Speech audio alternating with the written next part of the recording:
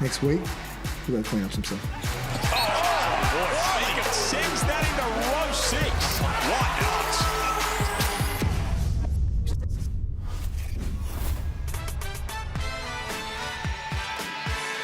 Well, there is no better place than RAC Arena in Perth to watch the Hungry Jacks NBL. And tonight it's a special occasion as the Wildcats Red Army turns pink to raise awareness and funds for Breast Cancer Care WA. Perth has had a Jekyll and Hyde start to the season with a win at home and a loss on the road. The 36ers are a little more worse off with 2 defeats in 2 games. And these teams are set to write another chapter in a tremendous rivalry. And we are glad that you are here to share it with us as round 2 of the Hungry Jacks National Basketball League continues. Hi everyone, I'm John Casey. Great to have your company. A debutant tonight. 5-time NBL Championship winning coach Trevor Gleason's in the house with the 6-time NBL Championship winning player Damian Martin. Great to have you both on board. He just got you, Trev. But this is a huge event. You started this pink game with your wife Dawn, and we'll talk about your cancer journey or her cancer journey a little bit later. But you must be thrilled to have the community behind this so strongly. This is my first time back in the jungle, and to come back here for the pink game, I can't believe it's been 7. Well, this is the 7th pink game. It's a total credit, and the sold-out crowd, and everyone's wearing pink. It's a dream come true. Credit to you as well, Damo. Let's talk about the starting 5 for the Perth Wildcats. They're going to use the same 5 that started Game 2 in Melbourne last Sunday, and it's a formidable lineup. Oh, there's plenty of scoring out there. The ability they've got at the offensive end is incredible. It's at the other end that I want to make sure they're stepping up. Jordan Usher came out here. He wants to be the Defensive Player of the Year award winner. I look at Keanu Pinder. I love that they picked him up in the off-season. Can he get on the rebounds? Can he block some shots?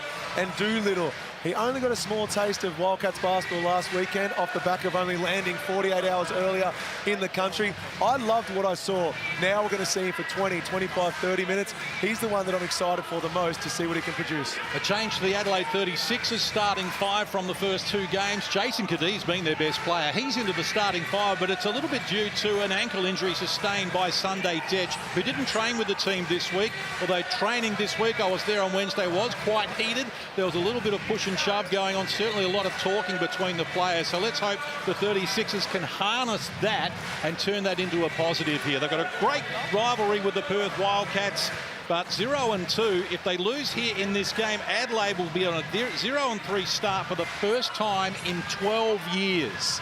And we all know that there's a lot of pressure on the coach, CJ Bruton, as long as this drought continues for them. And we're going to depth on that a little bit later as well. But almost set to go. Fans on their feet. Great to have your company as well here as round 2. And Trey Curl is just sitting back to the bench. The undershirt is not allowed. That's not part of the plan. So they're going to have to address that. That might give us an opportunity to talk about Jordan Usher a little bit more, because last week, Game 1, 35 points, Wildcats record on debut, and he came here wanting to be a defensive player. And you forget that they had a horrible start. The Wildcats were terrible in the first 5 minutes, and they were looking for someone to step up. And it was, in fact, Jordan Usher at the offensive end.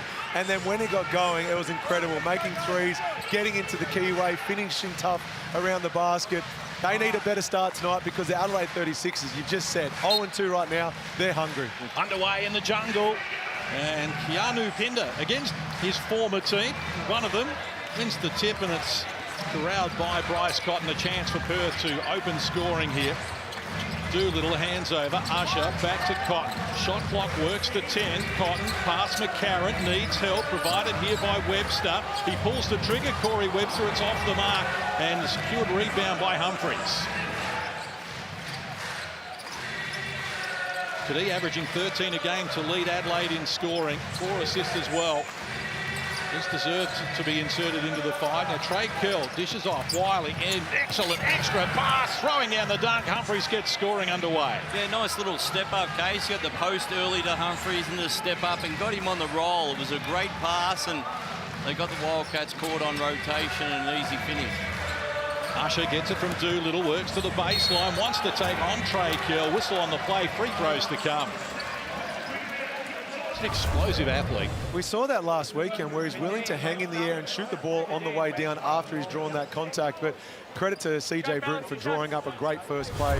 Clearly that was what they wanted to execute. They gave the ball from McCarron to Jace Caddy so they could get through that first set.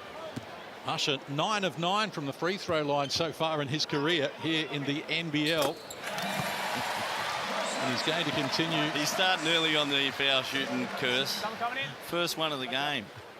Well, 73% in the 29 games he plays with Besiktas in Turkey last season. But he's good enough to get both of them there. A little bit of extended defense picking up in the backcourt. It's like a 1-2-2 half-court defense to show it up. Now it'll be interesting to see how they do defend with Bryce in the post if they trap and keep an attack in him. And that's exactly what last rotation happened with the Wildcats. Got the rotation and a little dump off to the dunker spot. Damo used to spend a lot of time down there at the dunker spot. I don't think he ever dunked the ball, but certainly in that position he was there. Well, hang on. Well, I love that he calls it the dunker spot. He doesn't explain why I was there. It's because from the three-point line I was no good, so he put me as close to the ring as possible, where it usually was for a centre or power forward who could dunk it. But good execution by Adelaide. Got high percentage shots and executed well. They're going to come out here with a little bit of edge about them, Casey. You don't like to play a team, and if they had a little bit of fiery during the week, you want that to carry over when the bright lights come on. So if they can get a little bit defensive momentum, they've got the offensive power. It should be a good contest. Usher gets it from Doolittle. Shot clock works to 6. Cotton sneaks a look at it against McCarron. Isolated one-on-one. Gets it done, Bryce Cotton, as he always does.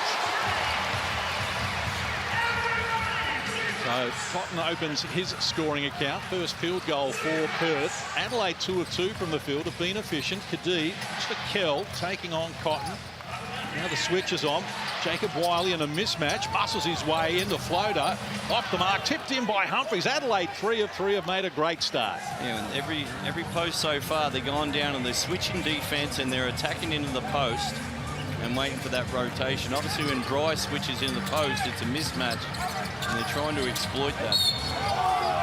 It's the second help person that needs to be ready. They know who's going to be running and jumping on that double, but when they're leaving their person, who's the second person coming in to help their teammates? And that's what's been exploited. 2 from 2. Is that a 2?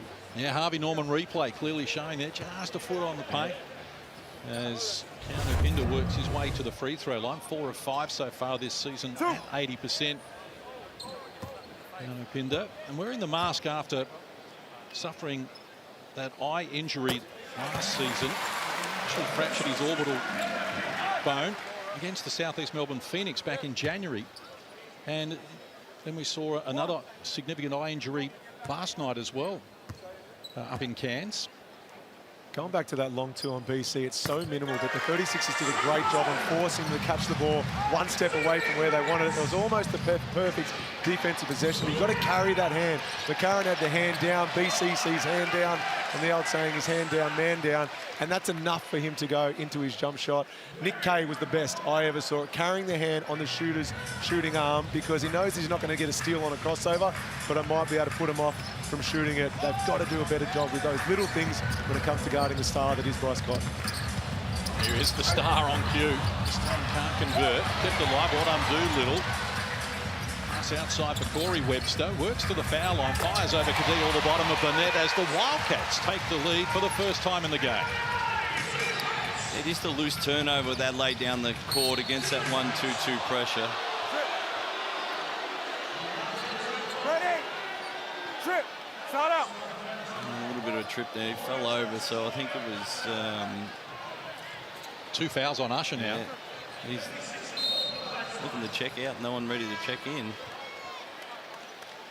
So Usher has to sit down with those 2 quick fouls. We saw it happen to Mitch McCarron for Adelaide last Sunday, where he picked up 2 inside 90 seconds and had to sit down. And Michael Harris inserted into the game against the 36ers, a former South Australian himself. Here's Kadee, got a good look, handled around the rim, and Harris on cue. It was his birthday yesterday, turned 24.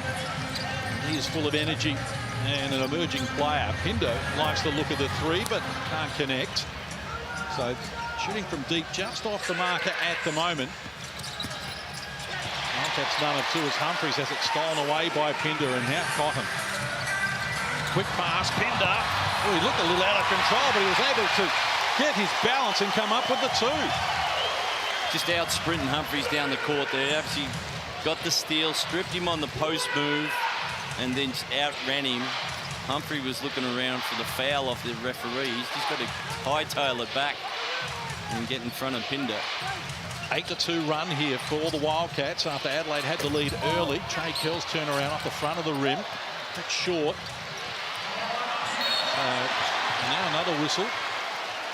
And foul going to be called on Trey Kell. Just showing the ball and just got stripped. Great ball control and then just out sprint and actually runs backwards. Not advisable. We want a rim run, but Keanu's got the speeds advantage, and we see Humphries take a quick seat. Trey Kell off to the bench as well with his 2 fouls. So not a good start, Trey Kell either. They look inside. Pinder with a good pass and finds Webster on the end of it. So they extend the margin out to 5. I've never seen Trev so excited. Was that a flex cut? Was that an old school Trevor Gleeson flex? The old first cut too. That's bad defense. But you always want to check the defense out if they're communicating, and it's bad communication there with Adelaide. You don't want to give layups up, especially here at the Jungle. Here's Wiley. Pinder thinking about it, charges inside. Yeah, I think he might challenge that too. I think I'm on CJ's side here. I think he's moving.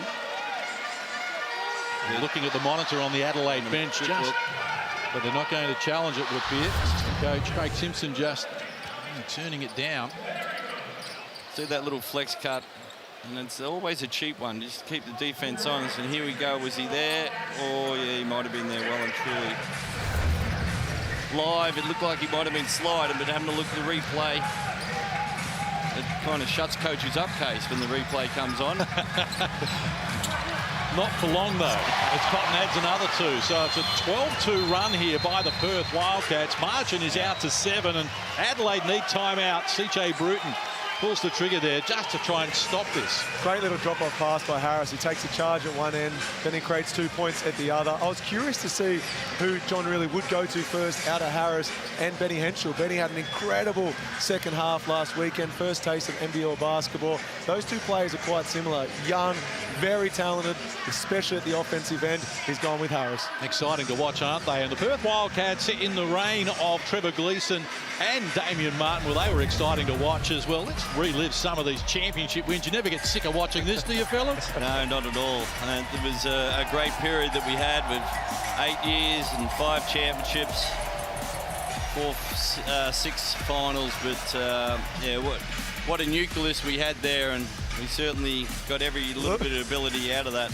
I want to go back to Trev's ugly finals beard. Now, this thing goes all the way. It just doesn't stop. I'll leave you with that thought. Well, too much information. Too much information, T-Mate. I wasn't cheating like you guys. Well, you could hardly get a couple of beards. But, well, the finals with the beards, the only finals used to stay 2 weeks. That used to be it. And then it got drawn out to a 5-game series and over a month now. So thank God I don't have that anymore, Damo. And there are the banners hanging from the roof here.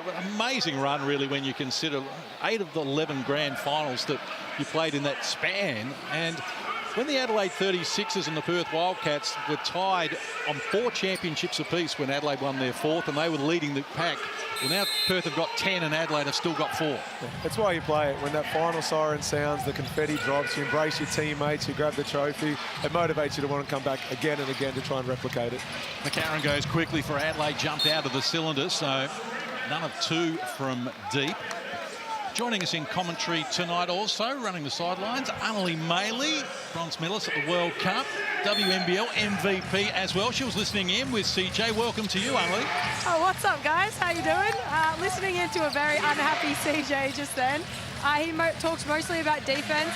He wanted to make sure his guys were in an open stance and that they weren't getting backdoor cut anymore. Nice shot there. But, yeah, he was really focusing on defense for his team. Well, they need to shut it down, and some offense from Corey Smith-Milner, who's been good for them as well so far this season. Had an impact last week in limited minutes. As Cotton gets it now with the shot clock rolling to single digits. Hands over to Pinder, working on Humphries. Wants to take him on. Whistle on the play. Foul going to be called on Smith-Milner. And that's a bad foul. It really is. Like, he's almost out of control, going to his left. And it's going to be a difficult shot. So what you want to do is make sure it's a difficult shot and not a layup, what they were doing before, getting 12 points unanswered, easy points. And now he gets a chance to go to the line. That's where the defense has got to be a little bit more disciplined and keep them from the line. And Adelaide over the limit now. 5th team foul here in the opening quarter. Kell already sitting down with 2 fouls. And Pinder off to the free throw line. So Wildcats have got this on their terms well and truly at the moment.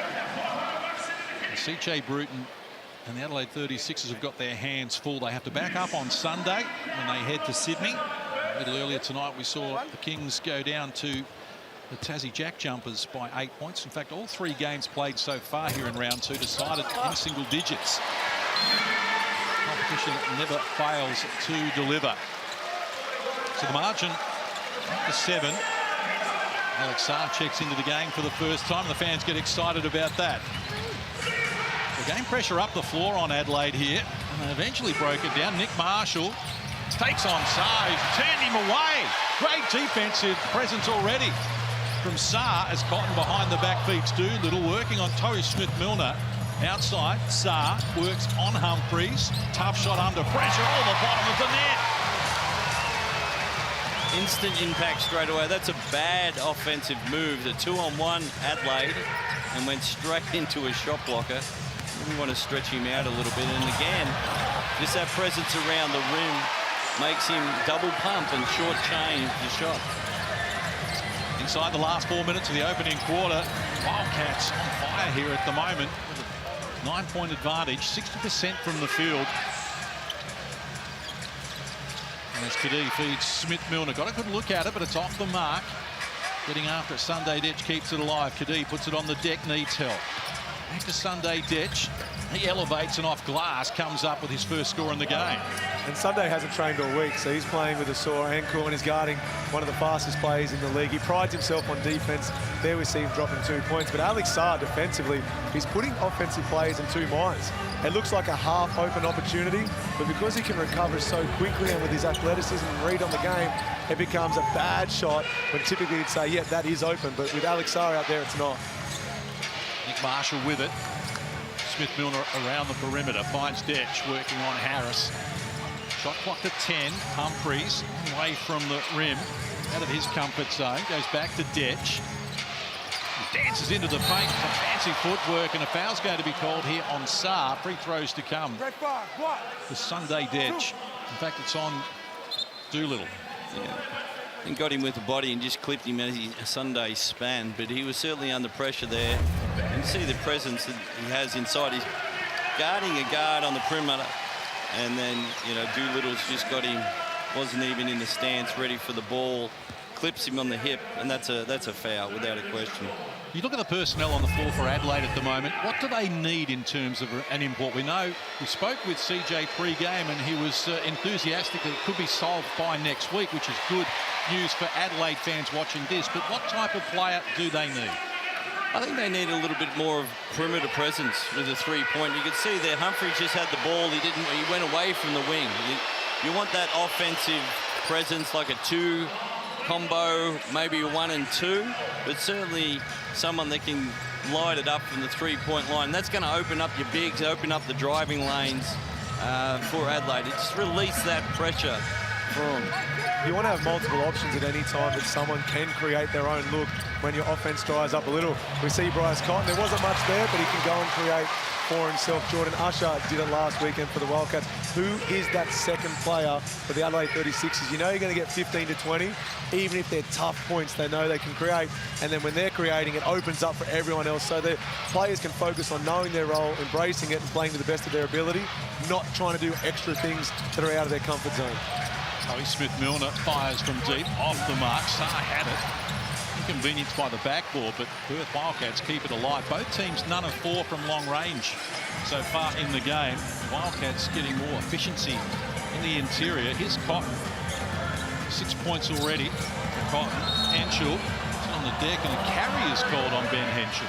First turnover of the game for the Wildcats. You see, the Wildcats doing a lot off the dribble.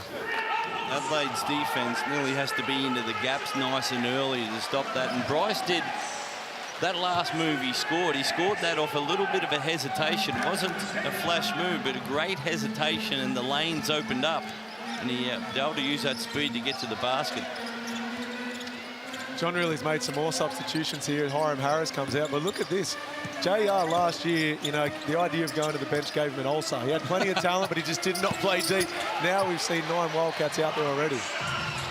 Cotton, the only starter on the floor for the Wildcats at the moment. 90 seconds left in the opening quarter. Hiram Harris against his former team opens his scoring account as well. It's a double-figure lead for the Wildcats. I love this kid. Think Greg Hire. Just will go after absolutely everything. Won't do anything the coach doesn't want of him, but he plays hard every single possession. Wiley's coughed it up, went straight to Henschel. Cotton in momentum. Window, it rattles around and tumbles. So how about this from Bryce Cotton? Restricted just 7 points last Sunday in the game. He's already passed that here in the opening quarter. And to me, he looks too. The transition, good pass, couple of assists. And that's where Adelaide need to hurt that switching defense down here on this end. First 3 of the game from Kyron Galloway. And contact there, a whistle. So more free throws to come here for the Perth Wildcats, who are already 6 of 6 from the free throw line in this opening quarter.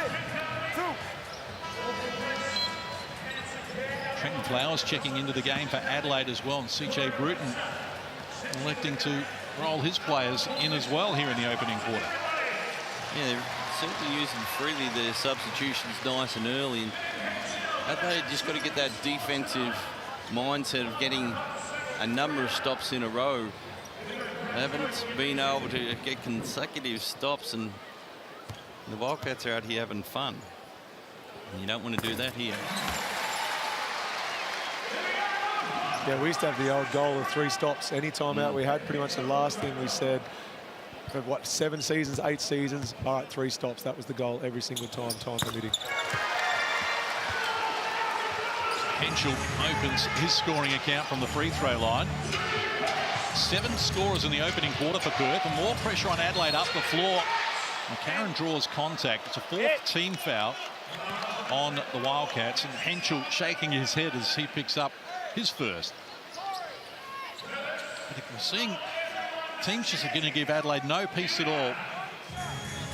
Pressure them as much as they can. They're fragile at the moment. They're under pressure. They're down 11 here in the opening quarter. McCarron hands over. Flowers in the corner. Now Galloway puts it on the deck. Wanted Marshall. Eventually got it to him. Now Galloway once more. Needs support. Wanted Wiley. Ball batted out of court. They've got 3 on the shot clock here, Adelaide. Offense hasn't functioned smoothly at all. Now, there's a lot of, in these day and age, they have the 5 out and dribble penetration. And there's a nice cut. 3 seconds to go, get on the rim.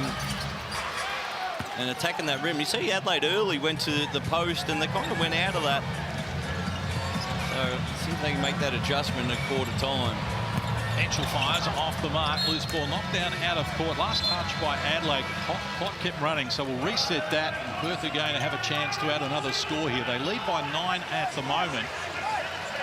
And it's really been impressive so far. Just assess the time needed to put back on the clock here. They've had all the answers. And John really calls timeout in the process as well. So we'll give the officials some time just to redirect the clock, and John really calls timeout. Very effusive pre-game as well to share his thoughts and where he thought the team was at. Still a work in progress, but very impressive on opening night, and at home in front of the faithful here. This has been a great start. Yeah, you're not wrong, and they're doing a lot of change-up defense, picking them up full court, 1-2-2, a couple of traps, trapping the post and switching. So very active out there, and they're getting some easy points. That's where Adelaide have to really knuckle down on the defensive end to get some stops. And here he got 0.6 of a second. This is going to probably be a backdoor cut and a shot. It's a pass catch and catch and shoot, but the big fella here has had an impact straight away. A couple of block shots, chain shots at the rim, hit a nice little fadeaway. He's got that extension. That's why the NBA scouts love him so much. He's got that length, he can handle the ball, he makes a great pass there in transition. Bryce does a little bit of globetrotters. We can step out and knock this three. And again, off the dribble. But he's most, for his defense ability, the NBA teams are after, and he's got a high basketball IQ on the defensive end. His brother Olivia already there in the NBA with Oklahoma City. So 0.6. They get it to Sa on cue, and he fills it up. Nice finish in the opening quarter, which has been dominated by the Perth Wildcats. After Adelaide had the lead early, Perth steady the ship and go into quarter time with an 11-point lead. Quarter time here at RAC Arena. It's Perth 28, Adelaide 17.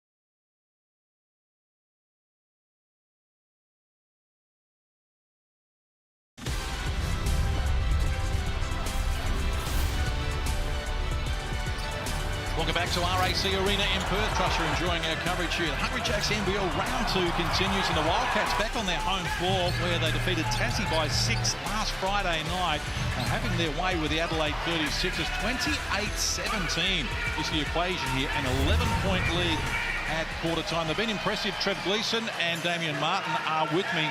Gee, Adelaide, they need to find some starch from somewhere. You know, they had a couple of threes rimmed out, but it's more so the defensive end. They get that 12-0 run midway through that quarter, and it was really easy points, easy layups, easy little around the rim, and that's something they're going to have to stop if they want to be in contention with this game. Trey Kell anchored to the bench with 2 fouls in the opening quarter as well. Usher's back out there with his 2 fouls. This is Trenton Flowers firing unsuccessfully. And Doolittle hands over to Bryce Cotton. Guarded by Marshall. Rolls it down low. Doolittle found space. Outside to Webster. Finishing touches. Wouldn't work for him. Oh, well done, Usher. Snuck inside. Flowers there with the O-board and the putback. Yeah, that's a bad box out miss. Got to keep him off. He crashed the boards from the corner. Your defense doesn't want to give them 2 shots down the floor. McCarron picks up the dribble. Galloway inside. Humphries working on Pinder. An elbow to the face there, and it's called an offensive foul as well. I don't think there was any malice involved there, but did catch him high. Yeah, it was an offensive foul, but what I would have loved to have seen in that offensive possession was Mitch McCarron to spread the floor and say, I'm going to go on ISO. It may look selfish, but you get a free hit, just a one-time try at trying to see if you can get Jordan Usher's third foul and send him to the bench for the remainder of the first half. Would love to have seen him back himself in and just see what happened, see how Usher responded. Humphries with 2 fouls now as we go courtside to Anneli Maley, who's listening in with the Wildcats. Coach JR, as you can imagine, was pretty happy. He likes them pushing in transition. He drew up the first couple plays for Jordan Usher, told him to go one-on-one, but hey, everything's working for them right now. He said he wanted to use Pinder's dummy cuts to open up other people on the three-point line. Galloway comes to the party once more. He's hit both of Adelaide's 3 so far and leads them in scoring with 6 points. I'd continue to use him in pick and roll situations offensively. 2 out of 3 times he's been involved, 2 out of 3 times it's been successful. You see Adelaide getting some stops, picking the ball off the, and that's a bad turnover. You had a runner down the middle with Humphries. Getting some stops and getting some quick outlets, Case. Putting the Wildcats under pressure. I like this. Flowers ready to go in the corner. Overcooked it. They've got 7 turnovers to 1, Adelaide, so self-inflicted wounds here as well. Almost 2 minutes played in the second quarter. Wildcats on top by 10. And that ball should have went to Humphries running the lane. It was wide open, and that's where you got to build team confidence.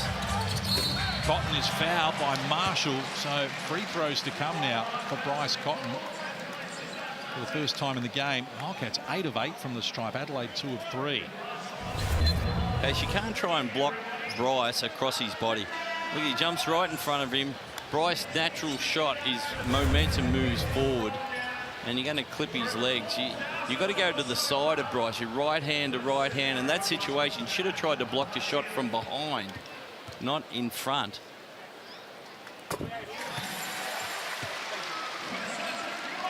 Trev, people will listen to your analysis and the way you see your way through this game. We heard it during the World Cup as well, working for ESPN, and the question's been raised. Will we ever see you back coaching in the NBL? Is the passion, is the drive still there to get out and do this on a nightly basis and a daily basis? Look, it's still there. Basketball's been in my blood since I was a little kid, and I've been very fortunate to coach all over the world. And I certainly haven't finished coaching. I would love to come back to the NBL one day. Who knows when that might be. I'd like to extend overseas or maybe Asia or back into the NBA, but still plenty of time the old whistle will be blown here in this corner. Here's Cotton, being on fire at the moment, this time off the mark, and Anneli Maley can give us an update on CJ Bruton's plan for Cotton.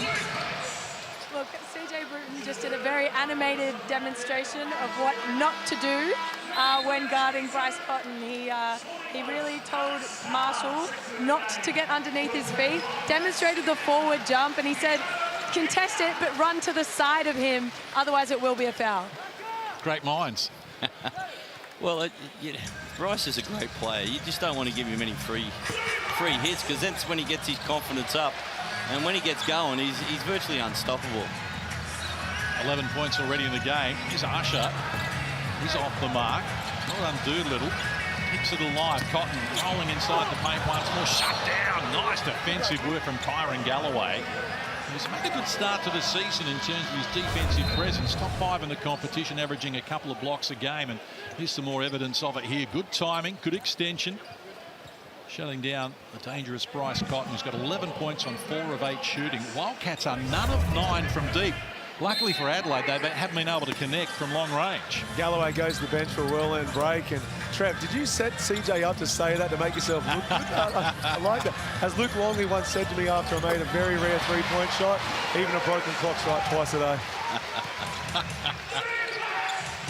You can see Corey Webster, like his game, he loves that mid-range, getting into the elbow. And you know Damo so well, and he's getting there just a little bit too easy.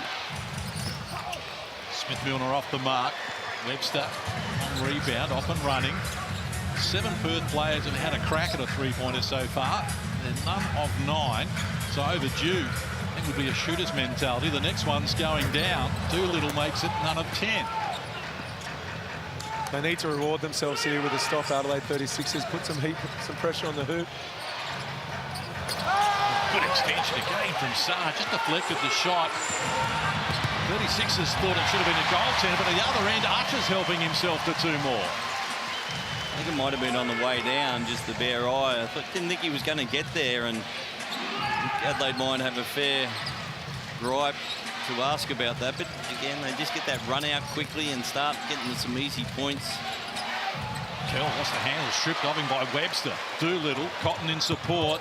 Found him baseline, wide open, and Cotton adds another 2. He's got 13. The margin has ballooned out to 17, and CJ Bruton needs time out again.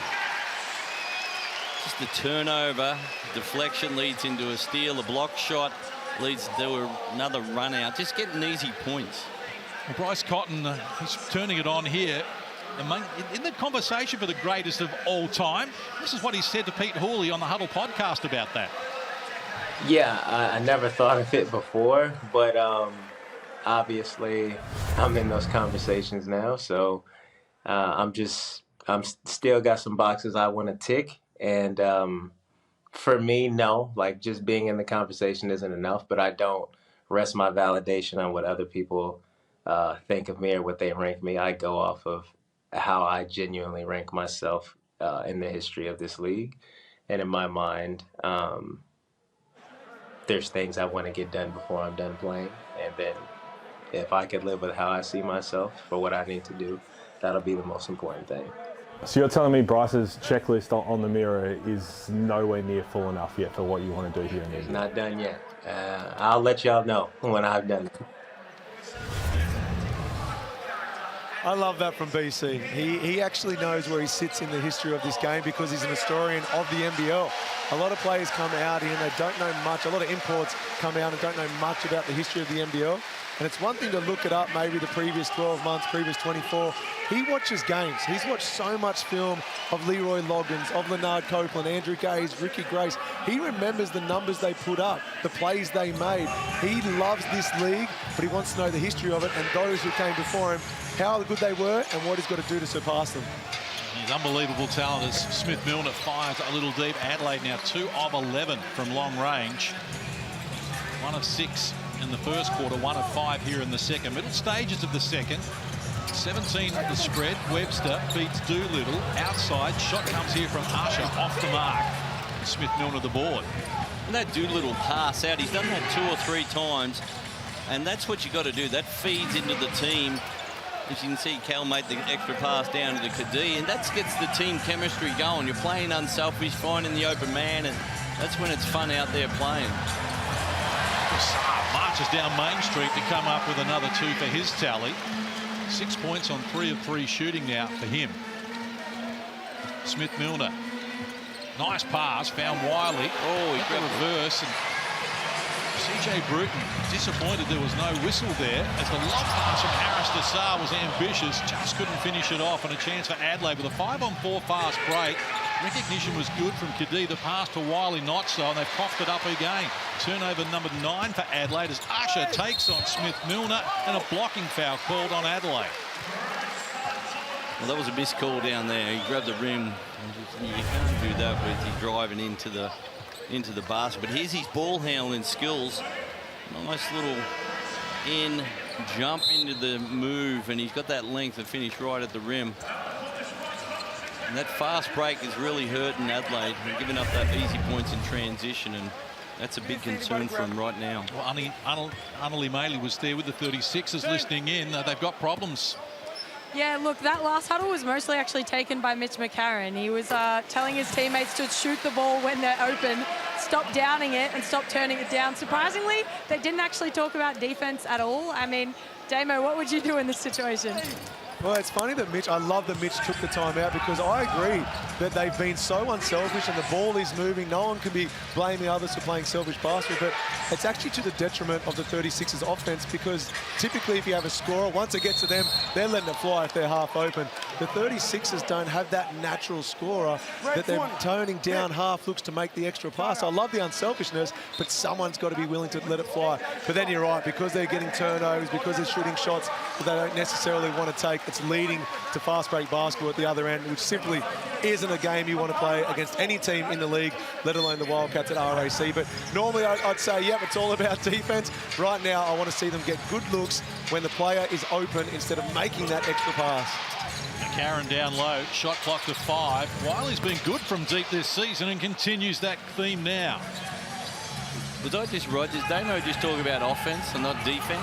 One time only. Don't ever expect to hear anything like that again. But great execution by Adelaide down there. Into the post again. They did that early in the game and got the kick out on the rotation and knocked down the 3. Ooh. A little out of control there, Mark, straight over the top of Smith. Hang on. Self-fulfilling prophecy here, but did they get a good score and then get their best defensive set in a long time? So we pay you the big bucks. Come you licking your own icy bowl just at the moment. It's great to have the input of talent like Trevor Gleeson, 5-time championship-winning coach, and Damian Martin, 6-time championship-winning player, defensive player of the year 6 times. They named it after him, Olympian as well. Grand final MVP, let's not forget that as well. So done it all, and done it all here in front of the Red Army as well. And great to have you guys as part of the coverage and providing such great insights as well. What about Saar? Does he need to start? Trev, would you start a teenager? People are saying they want to see more of him. No, I would not. Look, he's only 3 games into these NBL. He's certainly a talent. He has to learn how to play the physical game, but he's certainly got the skills, and you know, the NBA team are drooling over his ability. But hey, this is a man's league, and my famous mate said it's not a cupcake league. Yep. He has to be physical, and he has to earn his stripes. A little over 3 minutes out from half-time. 14 is the spread. We started this quarter with Perth up 11. Shot clock works to 5. Kell shut down by Saar. Wanted Smith-Milner. Slow pass, but a whistle provided. Foul's going to be called on Henschel. Going to be his second personal. You can see that switch, and Adelaide just got to do a little bit better looking on that seal straight away to get the guards on the block. They did it early to Bryce's side. They're just kind of gone away from it. I like to see him to revisit that, Damo. Well, there's 2 ways to flatten the defense. It's by passing or dribble. Right now, they're not getting in the keyway off the dribble as much as they like, so flatten it by rolling in the post. That time we saw them roll it into Mitch. Mitch has only put up 1 shot attempt. Mitch McCarron, he's out there to do a bit of everything, but scoring has to be his focal point. I want to see him get at least 8 to 10 shots up a half. He's only at 1 right now. Wiley. Lazy options, comes back to Trey Kell. Long 3 from Trey Kell. Just caught a little deep as well. Michael Harris with it. Pinder in support. 2-on-1 fast break. Gets it done, and a whistle provided as well. Harris goes down. I love his aggression. He's an exciting young talent. Chance at a 3-point play. That's a nice, strong move to the basket. Adelaide should have got that offensive rebound. The defense has gone straight up, so a little bit unlucky. Got him off balance. On the hands, I thought he was very vertical out there, but again, referee's just got to referee the action. Gets to the line, but nice, strong take to the basket, and that's what you want from the young fella Harris, to take it strong and be able to finish through contact, which he did. Most improved player for the Wildcats last year. 4-2, but hit 12 threes at 43% in his 8 minutes that he played. He's an emerging talent. South Australian that got away from the 36ers. Here he is on cue with it now. Former teammate of Nick Marshall's at Mount Gambier in NBL1, and he likes the look of that. Off the mark, though. So none of 13 now from long range, the Perth Wildcats. They still enjoy a 16-point edge as Wiley goes beyond Flowers. Wrap-around pass. Sunday Ditch ready to go. It's off the mark as well. Adelaide just 37% from the field at the moment. Pinder wants to take on McCarron. Euro steps around him but couldn't finish. And a chance now for Adelaide. Back the other way. McCarron. Inside Flowers posting up Cotton. Wanted it early, but they couldn't find a passing lane. So inside the last 2 minutes of the first half, shot clock rolls to single digits here. And McCarron decides to go solo and comes up with the 3. There you go, Damo. Love seeing that. He can score the ball. I want him to back himself in particular, while they're waiting to bring in a third import. Mitch should be looking at the team going, no, this is still my team. I'm going to play to the strengths of my teammates, but I'm also going to play to the strengths of mine, and scoring is one of those. This taking on multiple defenders. Whistle on the play, free throws to come. Yeah, you're right, Damo, and that's part of being a leader, be able to step up on the floor when the team needs you, and only have 2 shot attempts. That's certainly not enough. Talk to me about your relationship with referees, Trev, because let's just say you had a bit to say pacing up and down the sidelines, but do you just talk from what you see, or do you have like strategy going into games with how much you're willing to communicate depending who the ref is? Never have a strategy with the ref. Well, what I like to see is just consistent both ends. I'd hate it when they call a hands foul one end and the other end they'd let it go. And you can deal with, you're going to get a couple of calls bad, but it's the inconsistency that you want. So there's the kind of cheap foul that Saar got, so you would hope that would be called down the other end if you're CJ. Perth with 16 free throws, Adelaide 3. They're dominating across the board here, the Wildcats. Shot clock to 5, and McCarron picks up the dribble. Lob pass to Galloway. Doesn't give him a lot to work with, and he's had his pocket picked here by Cotton, who's got Pinder in support. Takes it hard at Sunday Ditch, and now retreats away. Saar, well positioned, goes to work with the right hand. And a fend-off with his left hand. So that was good defensive transition by Adelaide. Bryce did a great strip, but they sprinted back and got numbers back there. You can see here, Bryce, just quick hands, bang, comes in the transition. And he's got to fend off and push, fend off with that left arm. He doesn't need to create space. He's so tall, he creates his own space. And just a little bit more balance. So McCarron, some pressure from Doolittle as he gets across the halfway line.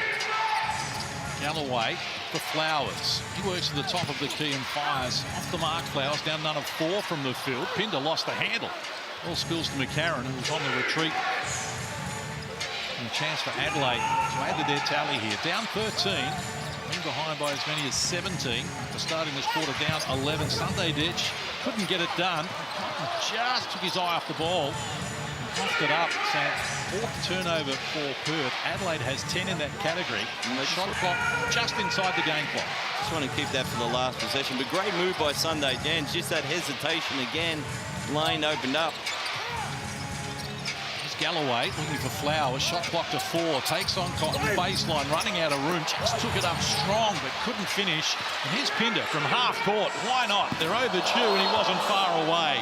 So the 3-point tally is not sweet for Perth at the moment. None of 13 from long range, but they lead by 13 at the major break. Perth 44, Adelaide 31. And this has been impressive, Damian Martin.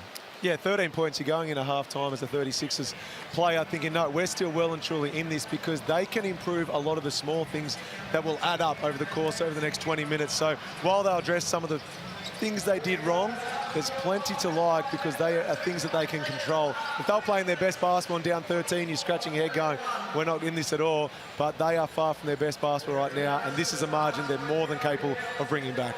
28-17 at quarter time, 16-14 in the second. Let's get some reaction here courtside with Annalie Maley. Great start for you guys. What were you looking at walking into this game today? To come out with some energy. I think we have a tendency sometimes to just have some lapses, and that's not something that we want to start the game with, especially with how we played in Melbourne. So going into this next half, what are you guys going to take away from this? I mean, we had 2 good defensive quarters, so hopefully we can continue that and just make sure we keep spreading the ball, getting good looks, because we're pretty much getting the shots we want. And lastly, what's it like playing with a talent like Alex Saar and the way he impacts the game? It's amazing. That's what this team is about. We got so many weapons, and it's early in the season, so we're finding our time to make the most out of every weapon we got. Good luck. Thanks. Bryce Cotton leads all scorers with 13, and the Wildcats lead by that number as well. It's 44-31 for the Wildcats here on the 7th Breast Cancer Care WA Pink Night at RAC Arena. We'll have more for you in just a moment.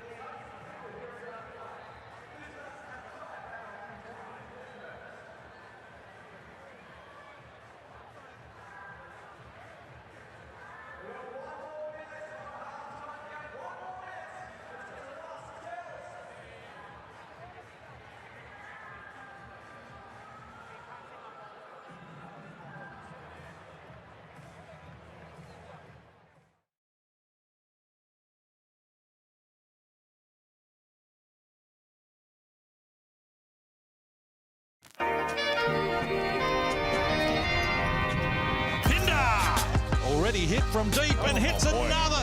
How do you go from 5 points to 17 points, double your rebound, triple your assists? We're looking at an MVP candidate here, bro. We set our goals before the season started, like my first year there, and I achieved a lot of them. It's good to have, you know, those chats with the coaches like that, and like you see how you can help each other out. Keanu Pinder has signed a 2-year deal to his hometown team. Kind of been a lone soldier in my life. It'll be like the first time my family can all come together and watch, you know, my brother probably drive from all the way from Broome. It's honestly going to be a great feeling. It's sad last time when I got injured, they planned the trip already and they drove up early to come watch me and then I couldn't go on the trip. It sucks. Keanu Pinder had a fitness test yesterday that he's not up for just yet, so unfortunately he will not be out there. It's tough, honestly, because, you know, you feel like you get somewhere, you know, you feel like you go in here and it's feeling good and then boom, just like that. It's like, you know, it's kind of a roller coaster, you know, and sometimes it gets too much, but it's part of the journey, you know, gotta keep going. There's people, they supported me through thick and thin, you know, and you know, they always show me a lot of love, the whole community. Got a lot of love for them and I hope they have a lot of love for me. The most improved player, the winner is Keanu Pinder of the Cairns Taipans. Honestly, I'd love to win it again. I'd love to win it again, and you know, because that will show improvement in my game, and you know, hopefully I can get one of those ones that start with an M but end with a P. Cotton for Pinder. Oh my God! Good. Whoa! Taking it one day at a time.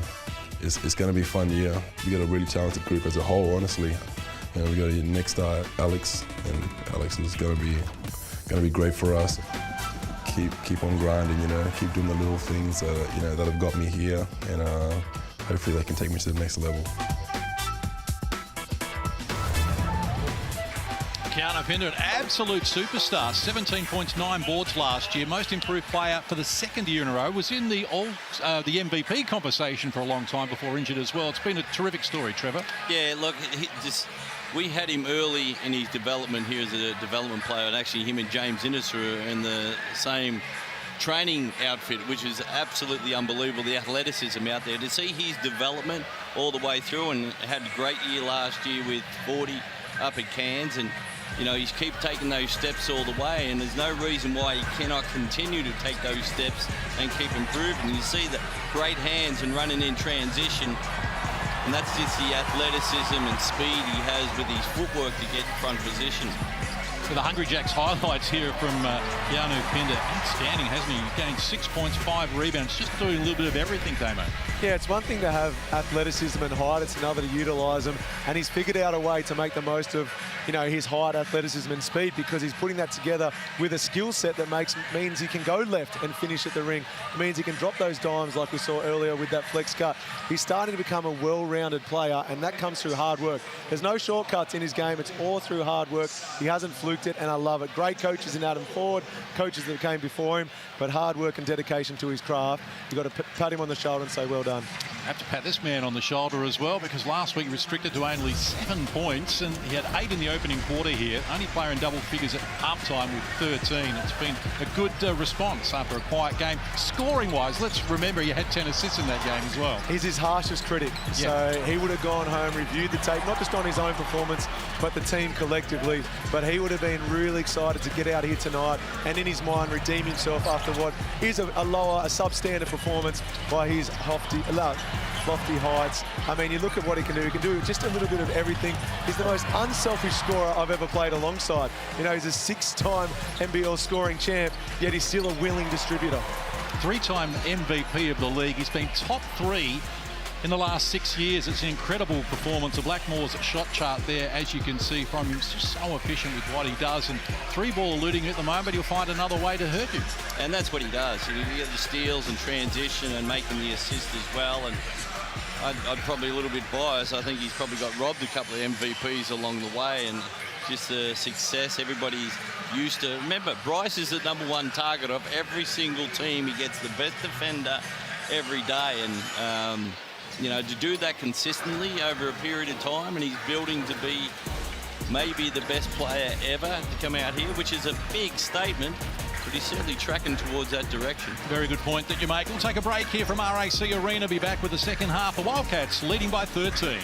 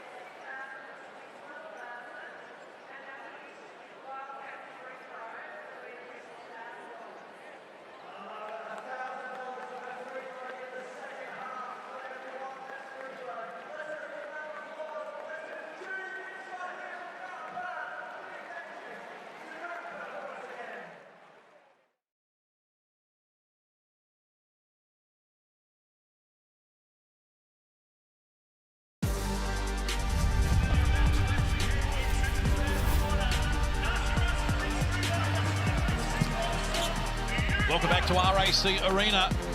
Adelaide had an early lead in this game, but the longer it's gone, the better Perth have looked, despite the fact that they haven't hit a 3 in the game. They're none of 14 from deep, the Perth Wildcats, and they still lead by 13 here, and numbers across the board heavily weighted in their favour. So it's a big ask now for the Adelaide 36ers to try and dig themselves out of this hole. They go back to their original starting 5. Trey Kell is out there playing with 3 fouls at the moment, and Jordan Usher back out there after picking up 2 fouls in the opening quarter as well. Possession arrow with the Wildcats. And Pinder takes it from Cotton. Now Webster, guarded by Kadee. For the penetration, looked off the defense, couldn't finish it. Pinder's tip-in works.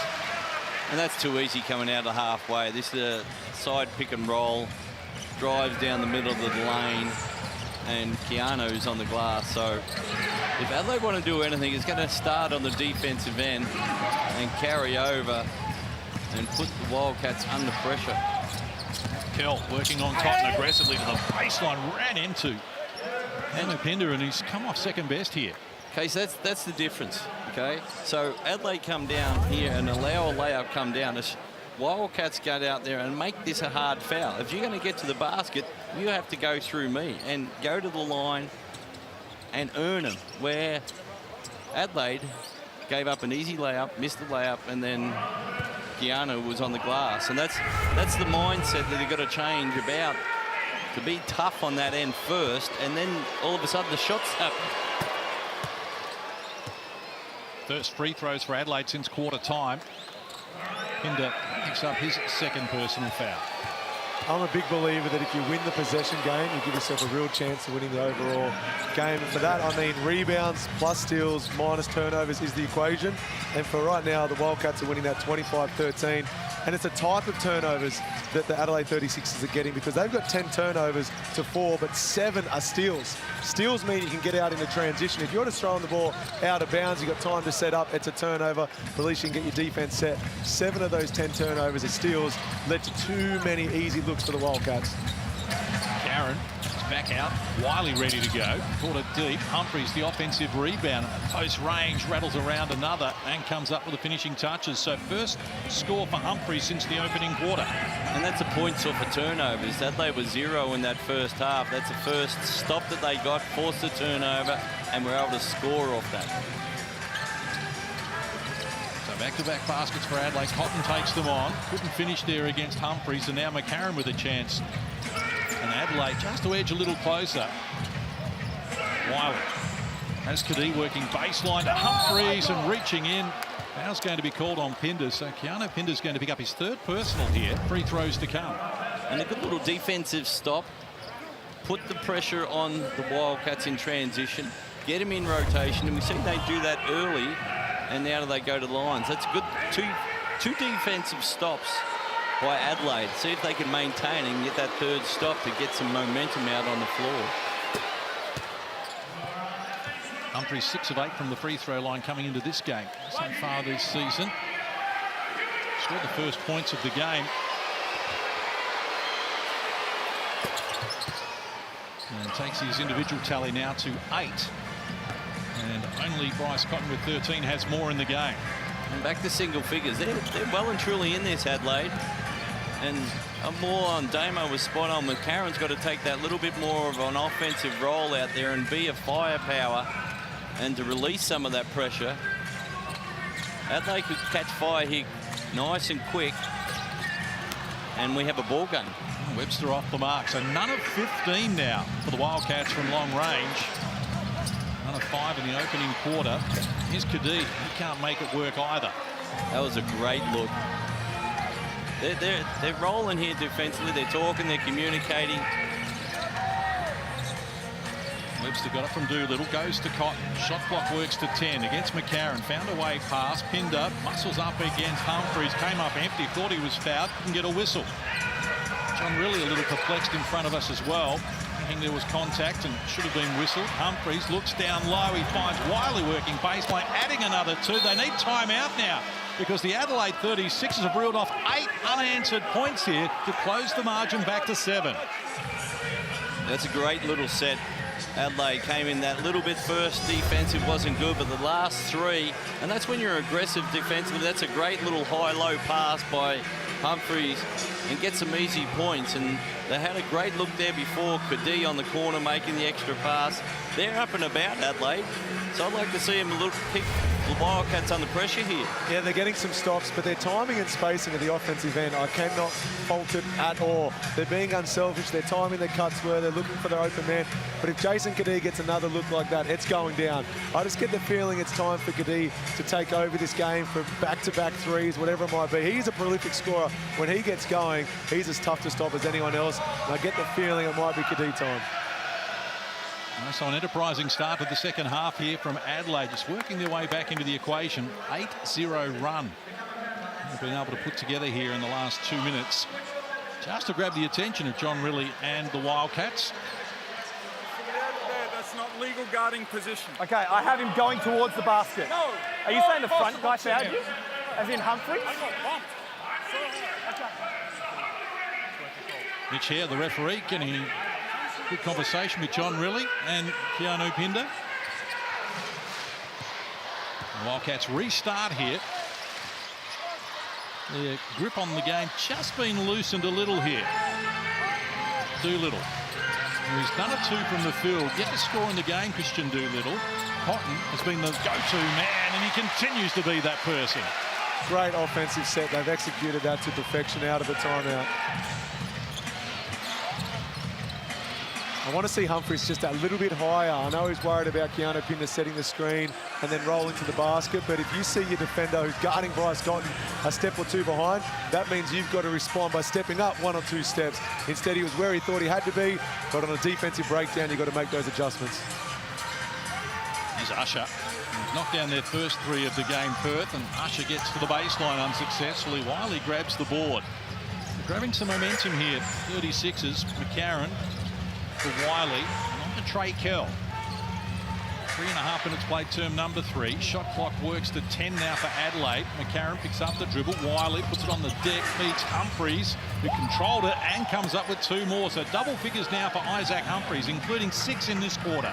Got a little pep in their step, Adelaide. Took them a little bit of time to go, and that was a bad first quarter, but they are certainly getting after it. As I said, that they get an easy dunk. As I said, Humphrey should step up. Not for every player. Wiley gets it from Kadee.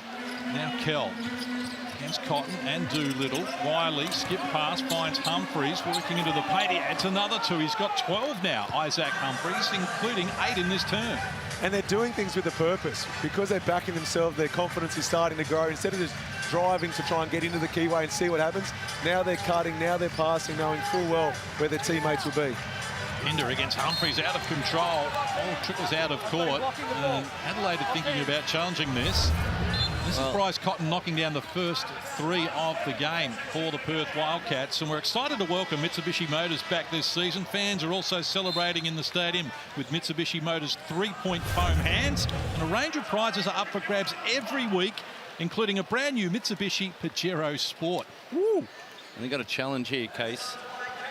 Yeah, CJ's challenging that. The ball did come off Keanu, but he might have got a little bit of... Well, Mitch McCarron sold it well. He was adamant that it's going to be their basketball, so let's see if he's correct. And credit Mitch if they do get this one right. Well, they need to, because you get it right, you get it back. But if you don't get it right and you lose it, when you've got momentum for a ball trickling out of court with 5.5 minutes left in the third, is it worth the risk, Trevor? I think so. They've got the momentum. So you get the ball back, you score, it's a 2-possession game.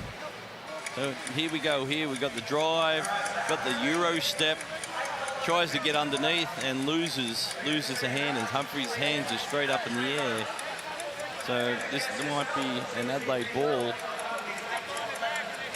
Yeah, well and truly tries to hook it up. So we come back with Adelaide ball. Just a little bit of recharge too with Adelaide. They're coming on fire. It's got 14 points. To 7 quarter. They're really getting after him. I love the extra pass how they're playing out there, Damo. Really sharing the ball. Yeah, I'd be looking for Humphries. I'd be calling a set. They had time then to regroup. They'll be coming out of the huddle. I'd be trying to get the ball to the big fella after some ball movement. So successful challenge by Adelaide. They get to keep that as we go courtside to Anneli Maley. Coach there was really trying to encourage his players to push off the O-boards no matter who was actually grabbing it off the rim. You actually see Wiley a couple times. He's gotten it straight off the rim and triggered their transition. And he's the loudest one on the court right now. He's giving all the positive emotion, positive touch, fist bumps. So I think he's what's triggered this positive run for Adelaide. Kadee open, and yes, does come up with a three. Damian Martin's done it again. Yeah, and that's good execution. They waited for that mid pick and roll. The rotation came out and found the open man sitting in the corner. Great execution out of a break for CJ. And now we've got a one-possession game, Case. Right back in the frame. Great fight back from Adelaide. And they've controlled the ball here through Trey Curl with his foot on the accelerator. Wiley ahead of him. Looks to go solo. Took them all on. Adds the two. Adelaide have shut the lead down to a single point.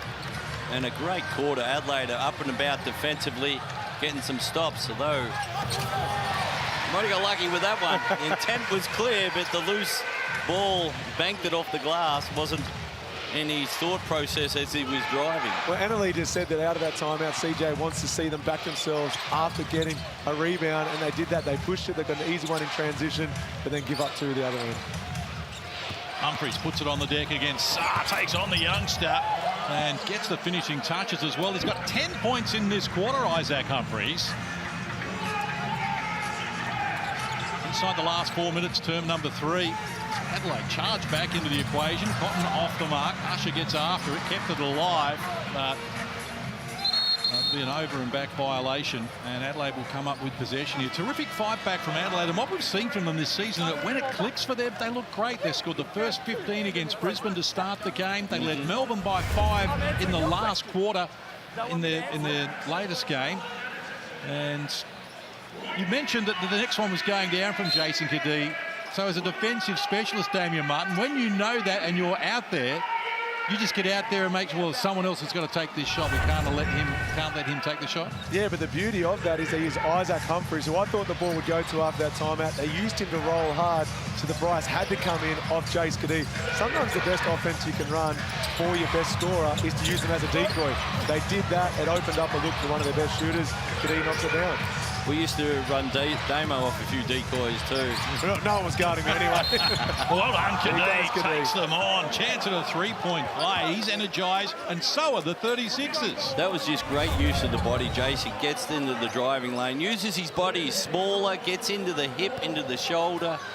Get that left hand up. That's great experience to score off a bigger, taller, athletic player and get the bonus. Yeah, if he gives Saar space, Saar has time to get up there and block that shot. Taking away all that space between both players just means we're on a level playing field. He's a crafty customer, Jason Kadee, 14th year in the competition, 360-plus games.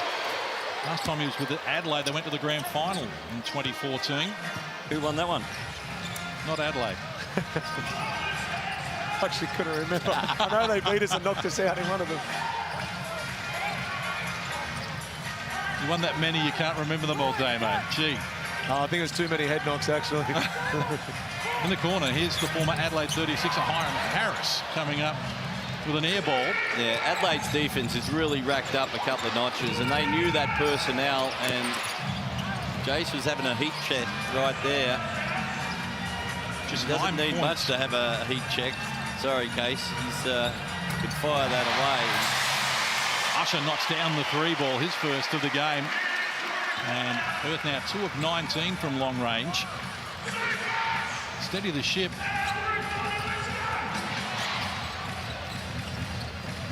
Two and a half minutes on the clock until three-quarter time. McCarron exploring past Usher, takes on Saar, lost the handle there. And that look, Saar got that defensively there, and no one's just defending. They're just running out a little bit of gas there. They've got the rotations happening quick, but Mitch McCarron, that last play, really he's got to look for his hesitation just to play with that help side on the pick and roll defense, and then Jason opens up in the corner. But Alex Sarr did a great defensive possession. Well, the work that Alex Sarr did in that first quarter with a couple of early block shots means that the expectation is he's going to get back into playing blocker. I actually thought McCarron had a layup, but because of the work Alex did in that first quarter, you can understand why he was looking for that pass to the corner. Smith-Milner to Marshall and McCarron. Inside the last 2 minutes. The third quarter here at RAC Arena. Curl takes one to the chops. That's going to be called on Usher. It's going to be his third personal. That Jordan Usher three that we saw before in the replay, you would be furious defensively by seeing that, because if he gets going, we saw in first round, he can flat out score the ball. He was quiet for the first 2.5 quarters. You'd be livid that he got an open look. So if he gets going now, I dare say the next time out, we're saying do not let him get another one. This is a big 2 minutes coming up here now. See, Perth just got the last couple of baskets, and it's a tough, long two, you know, to make it into a 2-point game. But this, you want to finish that third quarter really strong and polish off that great quarter that Adelaide have had. Usher gets down low. That's a tough play, but he makes it work. I'm impressed with his efforts in the NBL so far. Usher now up to 15 points in the game, including 8 in this quarter.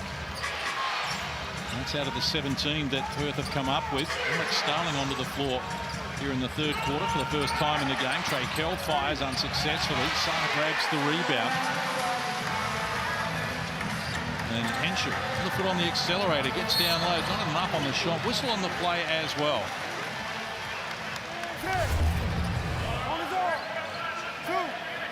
This is a nice, strong, little bit of a handoff. Hesitation, gets in the lane. And we're going to challenge this again down here on the offensive end. And yeah, Mitch McCarron wanted that from CJ, and CJ's backed his player. Harvey Norman replay right into your lounge room for you. Wildcats with a 3-point edge here.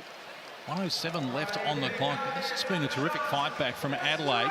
Whatever was said at halftime obviously has cleared a few heads, and they've been able to produce this run. We've got a coach's challenge on this. Yeah, it's going to be really important. This, you know, like I said, the last 2 minutes, Adelaide just didn't have the rotations, run out a little bit of gas, and just got to stop the Wildcats, keep it into a one-possession game. Here we go. The challenge comes on. McCarron comes over, straight up. Oh yeah, he might have done the old little touch. Did he get him on the arm, Damo?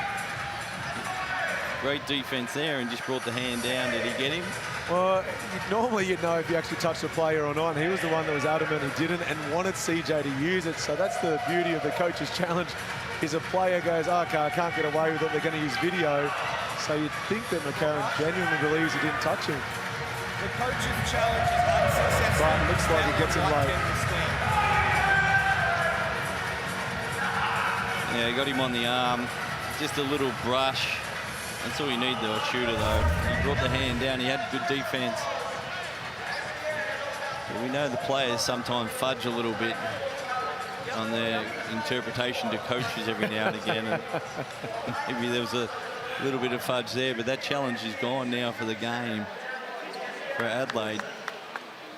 And we'll get Wildcats to the line, just extending it out to 5. It's going to be an important minute here. Minute out from three-quarter time. Still no Jesse Wagstaff in this game. Played only 5 minutes in the previous game in Melbourne. What do you make of that, Damo? Well, I think Jesse's biggest strength in this team is his leadership on a day-to-day basis. He's got elite daily behaviours, better than any other player I ever played alongside, and I genuinely believe that's why he's able to fast-track Alex Sarr's development. That's why Doolittle can only be in here for a week but knows so much about the squad, because they look at the veterans, they look at what Jesse does every single day, and if they can implement that into their daily behaviours, then it fast-tracks everything. So that's the biggest strength he brings to this squad this year. And I think Alex Sarr and Doolittle and Keanu are just better than what JR expecting. It's just trying to find time for the savvy vet. Jesse still has a role to play on this team during game time. Big threes, taking charges, you name it, he'll do it. But when the other guys get going, JR will roll with him. Marshall comes up with the goods. His first field goal of the season. He'd be glad to have that drought behind him. Back to a 2-point margin. That was a great execution out of the timeout. The play that CJ wanted. They were open on a layup on a couple occasions. Pressure off the mark, and Byron Harris gets the offensive rebound, uncontested, and adds the 2. Nothing on offer early for Marshall, so he retreats to Kadee. Shot clock is going to be some 5 seconds inside the game clock as we head towards three-quarter time. Smith-Milner, Starling gets Kadee to look outside. Can't complete it. Byron Harris the rebound. And there's contact there with Starling. It's not a bad foul. They've got fouls to give. They're in transition. I don't mind that one.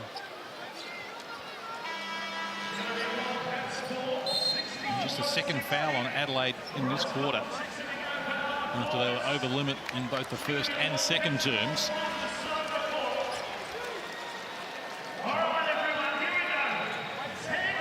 Ten seconds on the clock for Perth. With a 4-point edge. They hit the first field goal of this quarter to lead by 15. Adelaide poked their noses in front with 2.5 to play. It is game on here in Perth. And Bryce Cotton, 13 at halftime, 16 so far, looking for a finish. Didn't get enough on the shot. The ball is loose, and three-quarter time arrives here, and we have a bowl game. 1 quarter to play, and Perth's big lead is evaporated on a great fight back from Adelaide, who closed to within 4. It's Perth 64, Adelaide 60, with a quarter to play here at RAC Arena. Adelaide with the momentum.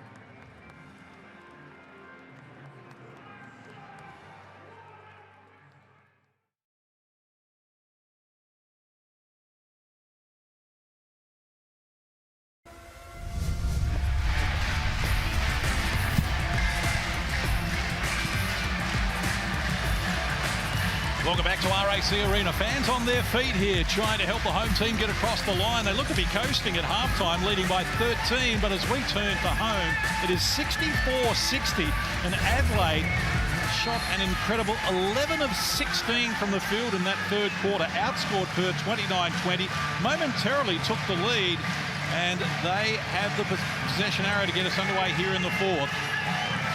Trevor Gleeson, Ian Martin alongside me in commentary, along with Annalie Maley courtside, and Adelaide patient with the first set here. Shot clock rolls to 5. They want a high percentage play, and the big man Humphries provides it. He's been sensational this second half, really getting the target. You see late clock into the post, they were playing behind him and took it pretty easy to the rack. So Adelaide are coming ready to play this second half. 16 points on 7 of 7 shooting for Humphrey. Shot clock to 5. Doolittle hit the score in the game. He's none of 3, and that number continues to grow. I don't think that's his shot. And what I've seen so far, and I don't know much of him, he's more of a slasher, get to the basket, than of a step back three. I could be wrong. Wiley to Detch. Shot clock to 7. Back to Trey Kell, who fires. It's deep. Long rebound. Usher escorts it out of court. Perth will get possession. The three-point shooting woes in here all night for Perth. They're 2 of 21 at 9%. After being none of 14 at half-time. And you can see that last play. Bryce, in the third quarter, had that mismatch up top, and he was taking the long two. So his confidence level is not there at the moment from that three as he pulls up for one. So Bryce now 1 of 6 from long range in that tally. Trey Kell goes back to McCarron. Fans have got plenty to think about at the moment as McCarron again milks the clock and watches the shot roll down to 5, guarded by Hiram Harris. He's Detch. They want Humphries once more against Doolittle. He hands over. Jacob Wiley's floater all the bottom of the net. We're tied away. Keep playing through Humphries, get him the ball on the low block, get him in pick and roll situations. He needs to be involved every offensive possession. And Adelaide 36ers, look at their pickup points. They're getting after the Wildcats at the defensive end as well. But Webster, too crafty. Drew Sunday Detch out, used that pick and roll, snaked back across, one of his favourite moves, been doing it for over a decade. 3-time championship winner, Corey Webster. He knows when to produce the goods.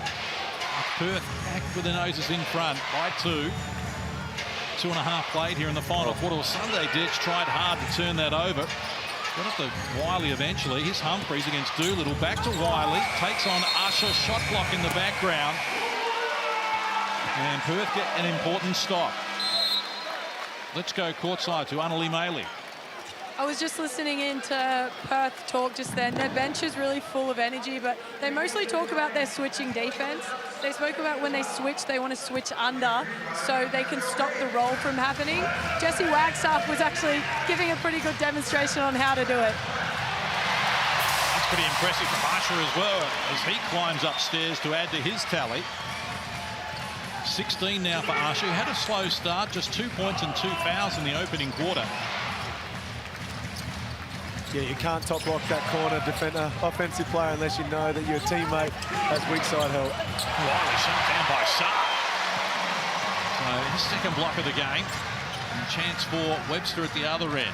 Goes to Saar. Bryce Cotton wants Saar involved. Long pass rolling down to the baseline, running out of room. Draws a foul on Isaac Humphries, and that's going to be his 3rd personal. Yeah, down that Wiley should have came in there.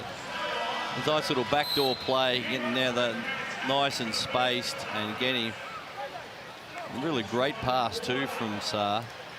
But this last play, Wiley should have went straight at Saar and tried to finesse it and do a reverse hand layup. You want to go straight at the shot blocker, freeze him momentum, make it physical, and then use your body to get that shot up. And as we saw in the Harvey Norman replay, if Kell's going to play on the top side, which might be the game plan, you've got to be pointing to your teammate who should be standing on split line under the ring saying, I'm sending him to you, I'm sending him to you. Otherwise, you're going to give up a wide open layup time and time again. Play on his inside hip, send him to where you know help is guaranteed to be. Alex Saar up to 9 points in the game. That's a big foul case. Yep. Usher, is that his 4th? No. We got lucky then. I thought that was Saar reaching in with a hand, and they called it on Saar and not Usher. That's 4 now on Saar. He's up 4 fouls in his 11 points in 19 minutes on Sunday last against Southeast Melbourne.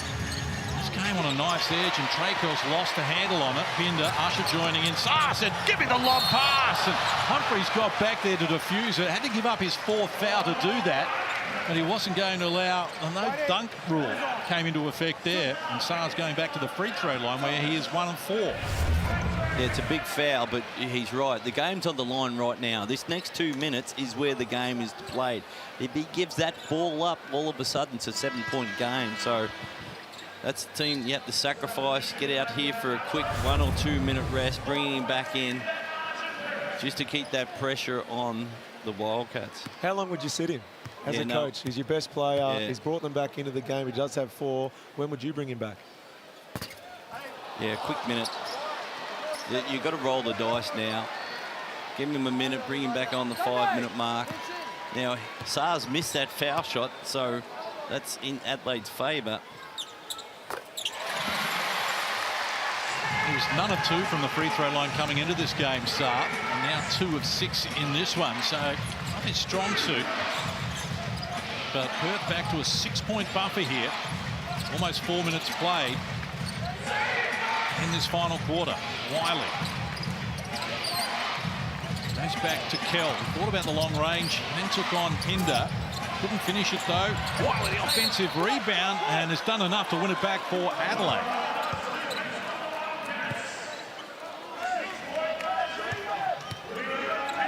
So Kadee will restart here. No scoring final quarter. Detch from close range gets it done. That's a cheapie. That's a coach killer. That is coming out from the baseline. Short shot clock. And you give up a layup. That is, don't look at Trevor Gleeson if you're one of the 5 on the court. Yeah. You'll get... you know what our rules are, and that's... Take away middle pass. Webster fires unsuccessfully. Kell did well, read that off hands. He's got Sunday Ditch in support, who takes on Cotton, comes up with the 2. Adelaide closed the margin to 2 points. That's a great rebound and run and attack. And the Wildcats are going to be under a little bit of pressure here. Saar goes back to Webster. Ty was close tonight with this game. Should be back next week. Yeah, Webster. I think he's got it. Yeah. Offensive foul. That's a good call. Referee was in the right position. Right position, standing right in front of CJ. CJ earned that one as well. He loved it. Great finish by Sunday Detch at the other end. Like we said earlier, he missed this week of training. He's playing through injury right now. Gets 2 points at the other end. Denies Bryce the ball defensively. They come up with a stop. This is where this fatigue comes in. If they haven't trained all well this week, and is fatigue going to be a factor, or are they fresh? And that's a great pass by Jason Kadee. And Wiley is fired up. This Adelaide team is up and about. Scores level inside the last 5 minutes. And this seemed a long way off when they were down 17 in the second quarter and 15 in the third. But Bryce Cotton comes to the party again. He's got 19.